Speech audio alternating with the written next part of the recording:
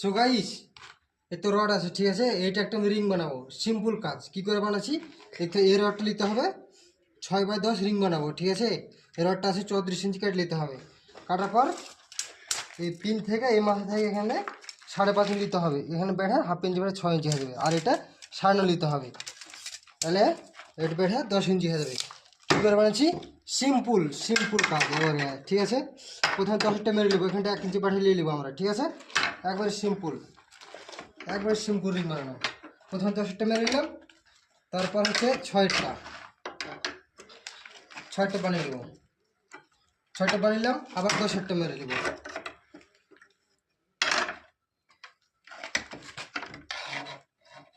10টা বানিয়ে নিলাম, এবার লাস্টে 6টা।